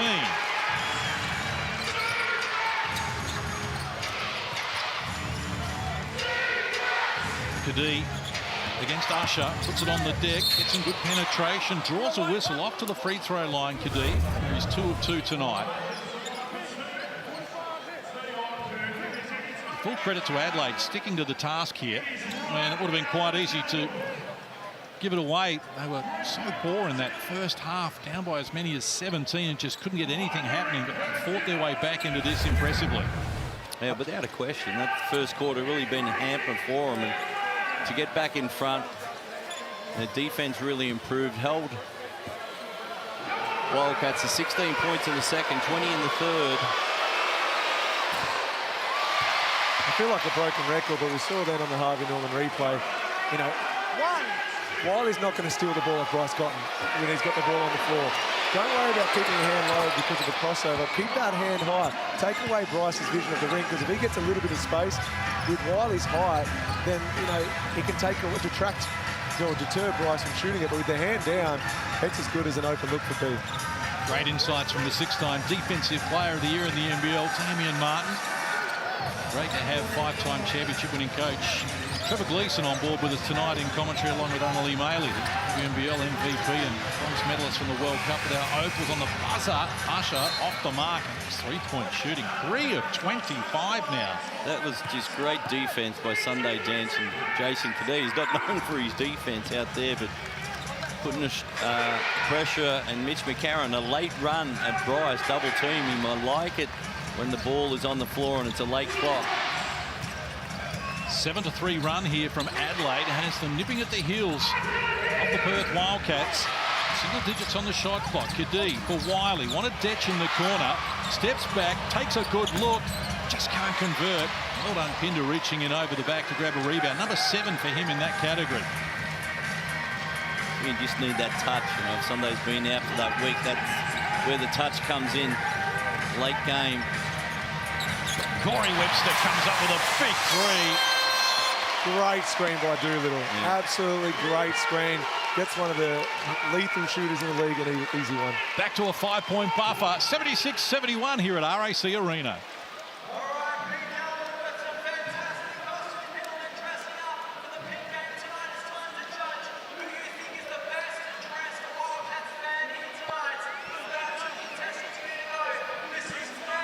So they've been able to knock down a three when they've needed it, when it's been important.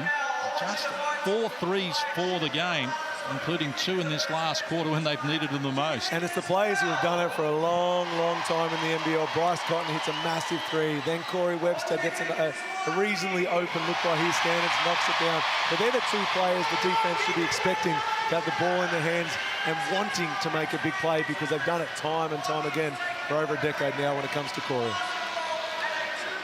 So 5 players in double figures now for the Perth Wildcats. Adelaide has 4. 16 from Humphreys leads Adelaide. 19 from Cotton. He is the high scorer in the game.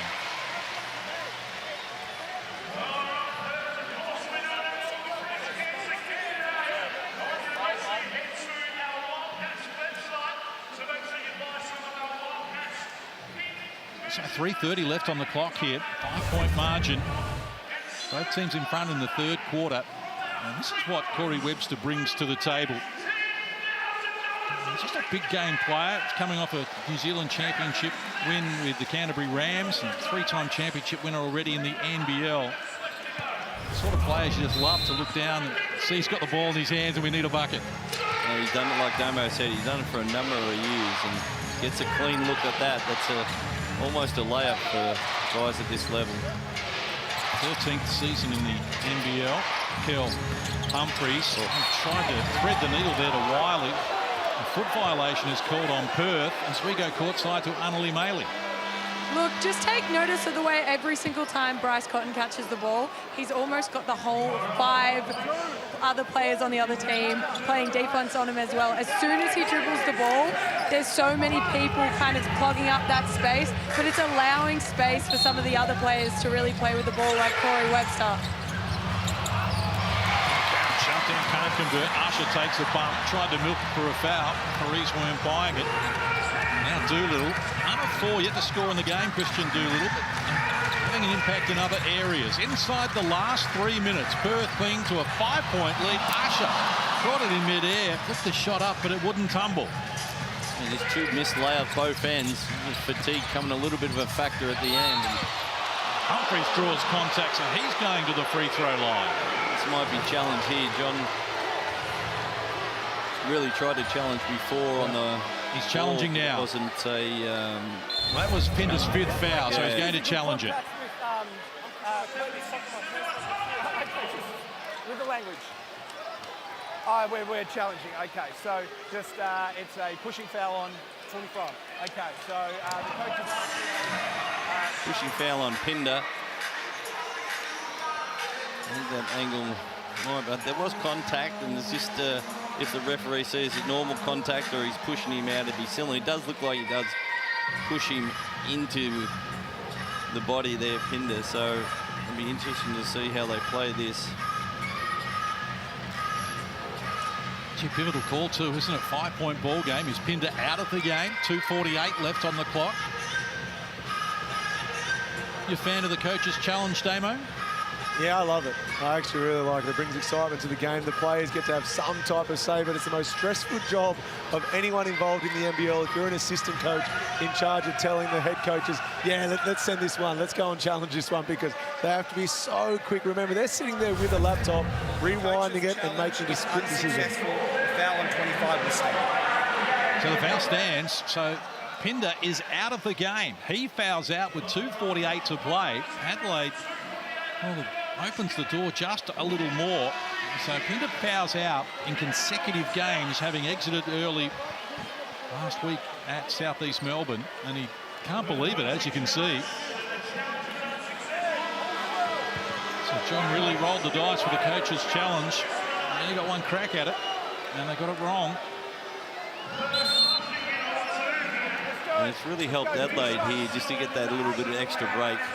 Kind of thought they were a little bit fatigued in a couple of Humphries, even that move there, a little bit of tiredness comes in, so recharge the batteries, chance to go to the line and get it to a one possession game. Hasn't missed a shot in the game, Isaac Humphries. 7 of 7 from the field, 3 of 3 from the stripe. You're not bad. I can't believe he said it. Cannot believe he said it. I thought you're from Adelaide, Case. No such thing. It's a myth. Commentators curse. What a load of rubbish. It's like plus minus. It's rubbish. Big buckets now. 3-point game. Perth will be trying to get it executed. They've run this play quite a number of times with a dribble handoff for Bryce. And look, Doolittle reluctant to pull the trigger. Hasn't hit a shot in the game. Saar looked a little nervous taking that as well. And Adelaide get it back. So a chance to level up here. And gained Adelaide's wherewithal here in this fourth quarter has been impressive. They get it inside and Wiley just couldn't find the finishing touches. That was a big miss. Really big miss. Let the Wildcats off here and they get a score and it's going to be hard for Adelaide to come back. Saar from deep on the floor. The 18-year-old comes up with the biggest play of the game. Pushes it out to 6 points, Case, and that's what I'm talking about. Now they're going to be trying to gamble a little bit more. It was a big stretch of the game right there. Missed layup and then an open 3. Adelaide need a bucket. Shot clock rolls to 5. They put Trey Kell in the driver's seat. He got a good look at it. Can't convert though, and now Perth snatched the rebound. As that man Saar again, he actually gave up inside position but managed to do enough to come up with a D board. 13.6 boards, 2 blocks for Saar as Cotton goes back to him again. The teenager rocks another 3. What a play! Back-to-back triples, and Alex Saar said, "How do you like that?" Bryce Cotton just gave him 2 open 3s. Unselfish play. Most imports come down there and just try to make it score yourself. Bryce, unselfish play, gets the open 3 and goes back to him. Well, Annalise said it before. She said whenever Bryce is getting the ball, it seems like all 5 Adelaide defenders, they're doing whatever it takes to make sure Bryce isn't the one scoring on him. And back-to-back offensive possessions, they're doing so much that it's giving wide open looks to a guy who's shown that he can knock down the 3 ball. 2 of 3 from deep, 2 of 6 from the free throw line. Saar is loving it and loves the big moment as well. You're going to like that. I mean, his CV is already very impressive for an 18-year-old. He's won a silver medal at the Under-19 World Cup for France and bronze at the Under-17 World Cup. And that's a big-time play, Case. Isn't it? Really big time. Game was on the line. Bryce did a great move, just holding that ball a little bit extra, giving him a little bit more time on the rotation, and Silv served the ball up to him on a silver spoon and he knocked the 3 ball down. You're spot on. If Bryce passes that 1 second earlier, it becomes a semi-contested shot, takes that extra dribble in. He even holds in the air and passes it late. So 3 players are committed to Bryce. Wide open look, and Alex does the rest. So it might have been good with Keanu fouled out. There you go, blessing in disguise, was it? How about that? So Adelaide will advance his ball here. They're going to look for a quick 2, and then you want a little bit of full court pressure, pick it up, maybe trap on the made basket. You certainly want to get the ball out of Wildcats' hands and don't allow the Wildcats to have long possessions here. And they've got to be ultra aggressive in those traps. If it's not a steal, foul quickly, because they've only given up 2. Eventually they're going to have to play the free throw game if they get back in it. Good little play. Wiley down low, uncontested 2 now. He's got 13 in the game, Jacob Wiley. Yeah. And this is Adelaide's got to press up here. They've got to really trap the ball. I want to review that. Okay. I'd like to review that. I don't think that should be reviewed. It looked pretty clear to me. I can check it in the last one. Okay, I know. That's why I'm checking it. I can check it in the last one. And even Mitch McCarron said it's off him. So maybe the referee's getting a little bit nervous as well. No, I'm just checking it out at the moment. But yeah, Adelaide coming up now. The full court pressure. They really should be trapping this first play. See Perth Wildcats press break. This is something that you'd walk through on game day when they get the press break. Where do they want to get the ball? Where you can trap and see which rotation is better.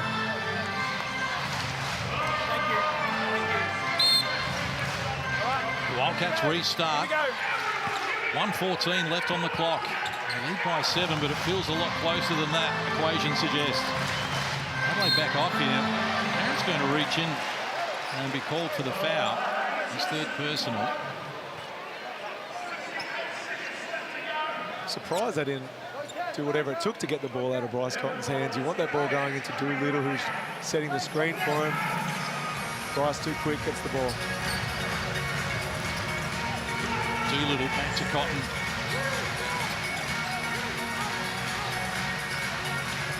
Shot clock. Now the game clock inside the last 60 seconds. They feed Webster. Dangerous from outside. This time overdid it. McCarron grabs the rebound. Adelaide need a quick bucket. Kadee. Dangerous from beyond the perimeter. Good recognition there from the Wildcats. Galloway's been good from deep as well, but not on this occasion. Webster knocks it down out of court. I thought he had last touch. But the referee, Ruben Woolcock, hasn't seen it that way. He wants to give it to the Wildcats, and he wants a review. I thought that came off Webster as well. I'm not sure what's happened here. Jason, if you get out of the way, I'll review it. Thank you. We're reviewing it. I'll be reviewing that about it. Ruben Woolcock decides to review this. Certainly Webster appeared to have momentum with his hand.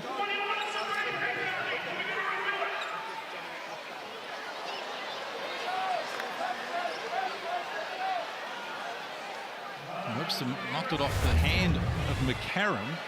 It's just a matter of who had last touch. Certainly Webster was forcing it out of court, which McCarron was pushed in the back as well. I love that Webster and McCarron are right now both standing next to the referees if they're going to be handed the ball.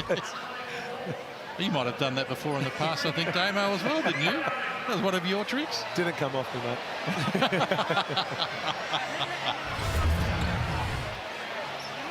At least Mitch McCarron can smile about it. Of course, the 36ers have to back up and face Sydney on Sunday afternoon. So, hectic campaign for them. And Perth are going to maintain possession.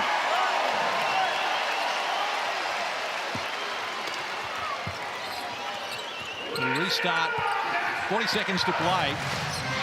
Wildcats lead it by 7. They started this quarter leading by 4. Webster against Kadee. Conway back the other. Then took his eye but lost the handle. Kell. McCarron in support. Galloway likewise. Here's Wiley arriving late. Beats Galloway in the corner for the 3. Off the mark. Doolittle grabs the rebound. How are they just able to make a shot when they needed it down the stretch here?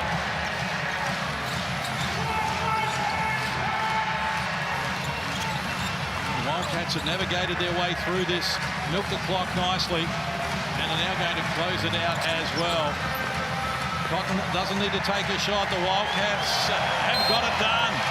They prevailed here in the final analysis by 7 points and handed Adelaide a 0-3 start in the NBL for the first time in 12 years. Full time in Perth. It's the Wildcats 82, Adelaide 75. Yeah, Adelaide came back really strong that second half, but huge plays down the stretch by the Wildcats. And Keanu went out and saw pick and pop. Adelaide had that open look. They missed a layup. Wiley missed that layup to make it a 1-point game, and then they came back down and hit 2 threes, and that's all you need down the last 2 minutes, Damo. There's plenty to like about the 36ers second half. They gave up too much of a margin in that first 20 minutes, but there were patches throughout the game where they were the better team and by a mile. I don't think the 36ers liked the intensity, the Wildcats liked the intensity that the 36ers brought in that third quarter. Then they responded. They learned how to deal with it. They used spacing to their advantage. Corey in particular, a couple of backdoor cuts, got some easy ones, and then started to get themselves back in the game. But when it was on the line, you're spot on. Their big name players all stepped up, including an 18-year-old who took advantage of the league's MVP, giving him some open threes, and he did the rest. Adelaide outscored them 44-38 in the second half. Had the lead in the third. Scores level with 5 minutes to play. For a team that was down by as many as 17 in the first half, it's a great fight back, but obviously not getting the result they were after. And the Wildcats move now to 2-1 on the season, undefeated here at home, and continue their good record at RAC Arena against Adelaide, where they are now 18-7. Got to take care of business at home, and that's what they've done. Yeah. It's, you know, with Adelaide, they're not doing enough for 40 minutes. And I think CJ's already mentioned that. They've got to start playing 40 minutes. And they had 3 good quarters. And you want to put the Wildcats under pressure to see how they develop. A lot of new places, new faces into the rotation. You want to put them under the pressure and see how they reacted. And we've seen how the young fella reacted tonight. And a win's a win, but a win for the Pink game is more special. I can honestly say as a player, when Trev got up and spoke about what life is like as a father to 2 kids asking him questions about mum having cancer, to being a husband to a wife going through cancer for the 2nd time. When you let that guard down, the players responded. It meant more than just a basketball game. And I'm glad that the Wildcats, being the Pink game, were able to go out there and bring enjoyment to so many who have been affected by breast cancer. Great game, but this one in particular is more meaningful than pretty much any other regular season game if you're a Wildcats player. Yeah, thanks, Damo. It's certainly been a dream of ours to get that breast awareness cancer out there for the awareness. Early detection certainly saved my wife, Dawn's, life. To get in there, if you find a lump, please get into the doctor as soon as possible. I know it's scary, and I know the unknown can be really daunting, but it can save your life. Get in there early, see a doctor, and hopefully early diagnosis can help you. And there's a lot of people touched by it. And there's a great sellout arena again, Kay, so it's coming like a really tradition here at the Wildcats. Well said, both gentlemen here, and let's get some more words now. Unley Maley is courtside with our Footlocker player of the game, Alex Sarr. I'm here with the star of the game tonight, Alex Sarr. How did that feel out there tonight for you?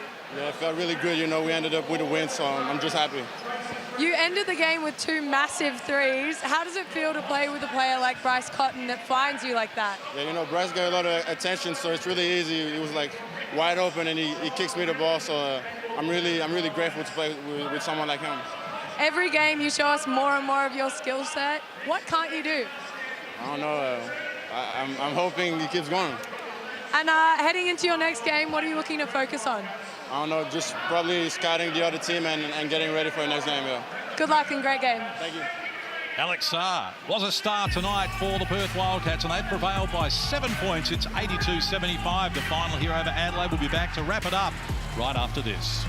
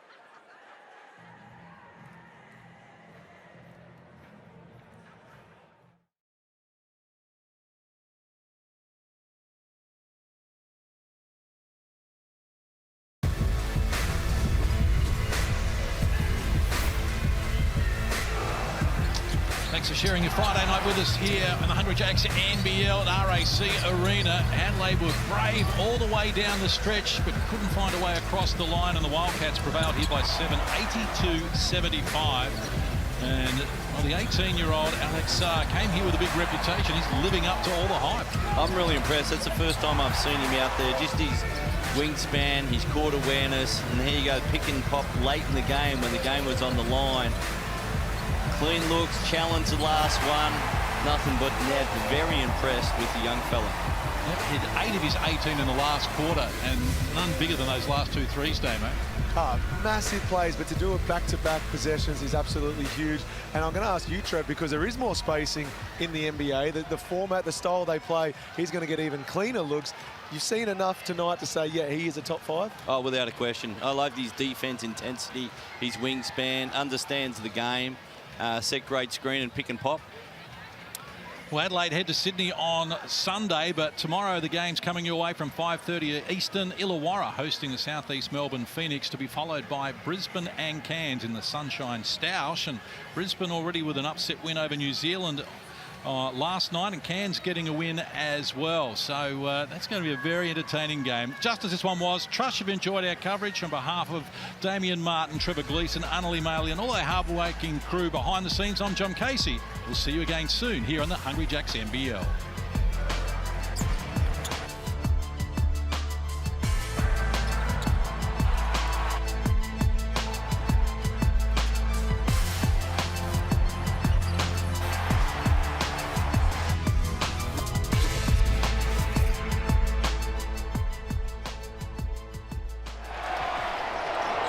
This program is brought to you by Hungry Jacks and Bunnings Warehouse.